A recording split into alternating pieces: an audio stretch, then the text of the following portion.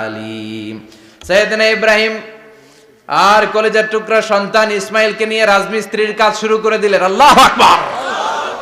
কাবা ঘর ভেঙে চুরমার, বাপ বেটা মিলে রাজমিস্ত্রির কাজ, পাথর কেটে কেটে বাপ বেটা মিলে কাবা ঘর বানায়। পেশা নাম্বার 1 শেষ। পেশা নাম্বার 2 ঝাড়ুদারগিরি। পেশা নাম্বার 2 কি? আল্লাহ বললেন তাহহিরা বাইতিয়া লিত-তাইফিনা ওয়াল আকিফিনা ওয়ার রুকআইস সুজুদ। মসজিদেরি ঝাড়ু বারদার হোক আমারে হাত, শোনো আমারে মুনাজাত। শোনো শোনো ইয়া ইলাহি আমারে মুনাজাত, শোনো আমারে মুনাজাত। পড়েন আমিন।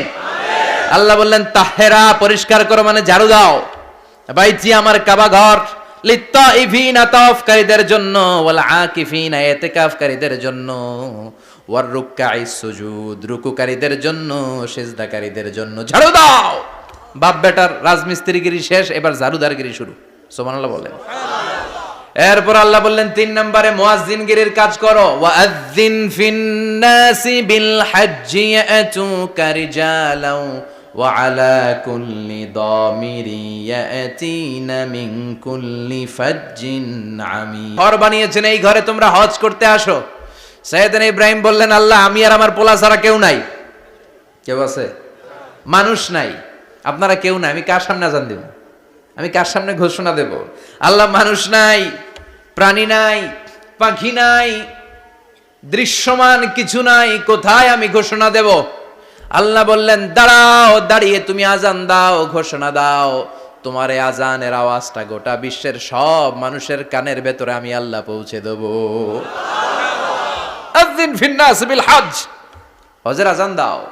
উনি আজান দিলেন আইয়ুহান নাস ইত্তাখাযাল্লাহু বাইতান ফাহুজ্জু। আল্লাহ একটা ঘর বানিয়েছে, যাদের সামর্থ্য আছে হজে আসো। সুবহানাল্লাহ পড়েন।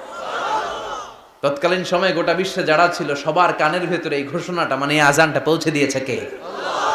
আমরা তখন ছিলাম পৃথিবীতে? কই ছিলাম? ফি আলামিল আরওয়াহ, রূহের জগতে। রূহের জগতেও আল্লাহ তাআলা আমাদের কানে পৌঁছে দিয়েছেন। রূহের জগতে থেকে এই আজান শুনে আমরা যারা লাব্বাইক বলার সুযোগ পেয়েছি তাদেরকে এই দুনিয়াতে হজের নসিব আল্লাহ করে দিবেন। তার মানে হজ প্রোগ্রামের ম্যানেজার। সুবহানাল্লাহ পড়েন। পরীক্ষা কারে কয়? কত প্রকার কি কি। হজ প্রোগ্রামের ম্যানেজার বানাইলেন, ম্যানেজিং ডাইরেক্টর, মহাব্যবস্থাপক।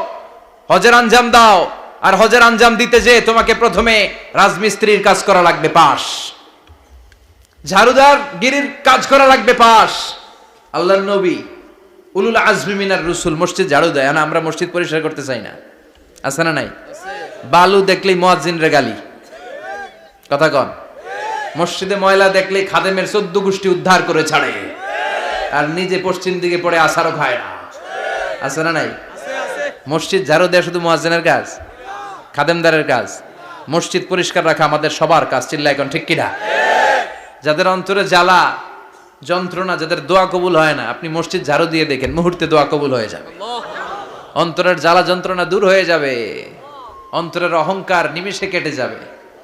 তার মানে আল্লাহ বললেন রাজমিস্ত্রি হও, সেটাও হলেন, ঝাড়ুদার হও, সেটাও হলেন, আজান দাও, সেটাও হলেন। তার মানে হজের যে পরীক্ষা নিলেন এটাতেও, কথা কন, শুনতেছেন? 4টা ভয়ঙ্কর পরীক্ষা নিলেন, 4টাতে পাস। পরীক্ষা নাম্বার 5। আল্লাহ বললেন ইব্রাহিম বয়স কত? সাইয়েদনা ইব্রাহিম বললেন 80 বছর। আল্লাহ বললেন নিজ হাতে নিজের সুন্নাতে খাতনা সেরে দাও। সহিহ বুখারীর বর্ণনা, ইখতাতানা সাইয়েদনা ইব্রাহিম আলাইহিস সালাম ওয়া হুয়া ইবনু 80 সানা বিল কাদুম। বুখারীর বর্ণনা 80 বছর বয়সে কুঠার দিয়ে লজ্জাস্থানের সামনের চামড়াটা কেটে নিজ হাতে নিজের সুন্নাতে খাতনা সেরেছেন। এমনি এমনি আল্লাহর প্রিয় হন নাই, এমনি এমনি গোটা বিশ্বের মানুষদের লিডার হন নাই। পরীক্ষার পর পরীক্ষা দিয়ে তিনি আল্লাহর সম্মানের চেয়ারে আসীন হয়েছেন। চিল্লায় বলেন ঠিক কিনা? এজন্য আল্লাহ বললেন ওয়াইয বিতালা ইব্রাহিমা রাব্বুহু বিকালিমাতিন ফাআতাম্মাহুন্না ক্বালা ইন্নী জাঈলুকা লিন-নাসি ইমামা। ও নবী স্মরণ করুন সেই সময়ের কথা যখন আমি আমার খলিল ইব্রাহিমকে অনেকগুলো পরীক্ষা নিয়েছিলাম, আর প্রতিটি পরীক্ষায় আমার খলিল সফলতার সাথে উত্তীর্ণ হয়েছিল, ফলাফল স্বরূপ আমি ইব্রাহিমকে জানিয়ে দিলাম, যাও ইব্রাহিম, গোটা বিশ্বের মানুষের জন্য তোমার নেতা বানাইয়া দিলাম। তিনি আমাদের নেতা, leader of the all human being on earth. পৃথিবীতে যারা আছে সবার নেতা। চিল্লা এখন ঠিক কিনা? এত বরকতের মানুষ, এত বরকতের ফ্যামিলি। ওনার ফ্যামিলি যেখানে তাকিয়েছে ওইখানে বরকত, যেখানে পা লেগেছে ওইটা বরকত। যেই মাটিতে হাত দিয়েছে মাটিটারে সোনা বানিয়ে দিয়েছে কে? সৈয়দনা ইব্রাহিমের পা লেগেছিল একটা পাথরে, ওই পাথরটারে মুসল্লা বানায় দিল কে? ওয়াত্তাখিযু মিন মাকামি ইব্রাহিমা মুসাল্লা। আল্লাহ বললেন ইব্রাহিমের দাঁড়ানোর জায়গার পাথরটারে তোমরা মুসল্লা বানিয়ে নাও। হজ করছেন কারা কারা দেখি, অথবা উমরা? আরো বাড়ছে উমরা করতে, মাশাআল্লাহ। যাদের হাত ওঠে নাই এরাও যেন আল্লাহ অতি শীঘ্রই হজ করতে পারে, উমরা করতে পারে। আরে কি বরকতের জায়গা, আল্লাহ বারবার নসিব করো তুমি। কি বরকতের জায়গা। প্রতিদিন 120টা রহমত নাজিল হয় এই কাবা ঘরকে কেন্দ্র করে। সিত্তুন আলী তাইফিন, 60টা রহমত যারা খালি তাওয়াফ করে। এই তাওয়াফের ইবাদতটা ওই জায়গা ছাড়া পৃথিবীর কোথাও করা যায়? কথা বলেন। এজন্য 60টা রহমত যারা তাইফিন তাওয়াফ করে। আর বাঈনা লিল মুসাল্লিন, আর 40টা রহমত যারা কাবা ঘরে নামাজ পড়ে। 40 আর 60 100, বাকি রইল কয়টা?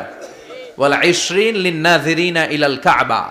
বাকি 20টা যারা তাওয়াফও করে না, সালাতও পড়ে না, খালি কাবা ঘরের দিকে তাকায় থাকে। কাবা ঘরের দিকে ফেল করে তাকায় থাকলো, আমলনামায় 20টা রহমত নাজিল করে কে? এত বরকতের ফ্যামিলি। সৈয়দনা ইব্রাহিম সন্তান হলো ইসমাইল, স্ত্রীর নাম হাজার। 3 জনের ফ্যামিলি। চিল্লায় বলেন কয়জন? এই 3 জনের ফ্যামিলির এত বরকত, যেই জায়গায় হাত লেগেছে জায়গাটারে বরকতময় করেছে কে?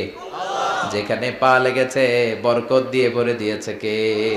সৈয়দনা ইব্রাহিম রাজমিস্ত্রিগিরি যখন করতেছিলেন, বানাতে বানাতে আর নাগাল পায় না। আল্লাহ বলে এই পাথরটার উপরে দাঁড়াও। উনি দাঁড়ালেন। এবার যতটুকু উপরে ওঠা লাগে পাথরটা অটোমেটিক্যালি উপরে উঠে যায়, যতটুকু নামা লাগে অটোমেটিক্যালি নিচে নেমে যায়। পৃথিবীর কোন পাথরে আপনি ইচ্ছা মতো লাথি মারলে এখানে পায়ের দাগ পড়বে?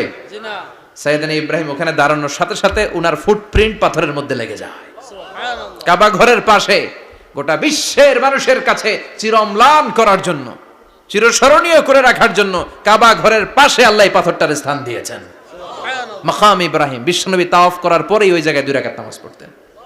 আপনারাও যারা হজ উমরা করবেন, তাওয়াফ করার পরেই মাকাম ইব্রাহিমে 2 রাকাত সালাত পড়া সুন্নাত। তার মানে পা লাগছে, ওইটা হয়ে গেছে আমগো মুসল্লা। সৈয়দনা ইব্রাহিমের পা যেখানে লাগছে ওইটা আমাদের কি? সুবহানাল্লাহ কইবেন না? আর ওনার ছেলের পা যে জায়গায় লাগছে ওটা হয়ে গেছে জমজমের কুয়া। ছোট্ট বাচ্চা ইসমাইলকে রেখে দিয়ে আমরা যারে বলি বিবি হাজেরা, আসলে হাদিসের ভাষায় হাজার, তিনি সাফা পাহাড় থেকে মারওয়া পাহাড়ে দিলেন দৌড়। কোথায় পানি? পানি নাই। মরুভূমির বালির মধ্যে সূর্যের তাপ যখন পড়ে যায়, মরিচিকার মতো ঝলসানির একটা দৃশ্য ভেসে ওঠে, মনে হয় সাগরের পানি, আসলে পানি নাকি। তিনি সাফায় যায়, যে দেখে পানি নাই। মারওয়াতে যায়, যে দেখে পানি নাই। পানির সন্ধানে হাজার আলাইহিস সালাম 7 বার 2 পাহাড়ের মাঝখানে দৌড়াদৌড়ি করলেন। ওই পাহাড়ের মাঝখানে এই মহিলার পায়ের ছাপ লেগে গেল। এই দৌড়াদৌড়িটা আরশের উপর থেকে আল্লাহ এত সুন্দর উপভোগ করেছেন। আল্লাহর কাছে এই মহিলার দৌড়াদৌড়িটা এত ভালো লেগেছে, কিয়ামত পর্যন্ত সব হাজীদের জন্য এই জায়গায় দৌড়াদৌড়িটা আল্লাহ ওয়াজিব করে দিয়েছে। এই জায়গায় দৌড়াদৌড়ি না করলে হজ হবে না, উমরা হবে না। এই দৌড়াদৌড়িটা, মহিলাটার স্যাক্রিফাইস, হৃদয়ের আবেগ আর ভালোবাসাটা আল্লাহর কাছে এত পছন্দনীয় হয়েছে, কিয়ামত পর্যন্ত আল্লাহ চান সবাই দৌড়াবে, আমি উপর থেকে দেখব। ওয়াজিব করে দিলেন। যার পা যেই জায়গায় লাগছে খালি বরকত। হঠাৎ কলকল কলকল আওয়াজ শুনতে পেলেন। সাফা মারওয়া থেকে দৌড়ে আসলেন কাবার কাছে। এসে দেখলেন ফেলে রাখা দুধের বাচ্চা ইসমাইলের পায়ের ধাক্কায় জমিন থেকে পানি বের হতে শুরু করেছে। কলকল কলকল আওয়াজ। ওনারা আরবি ভাষা জানতেন না। সৈয়দনা ইব্রাহিম, ইসমাইল, হাজার এরা সুরিয়ানি ভাষার মানুষ ছিলেন। সুরিয়ানি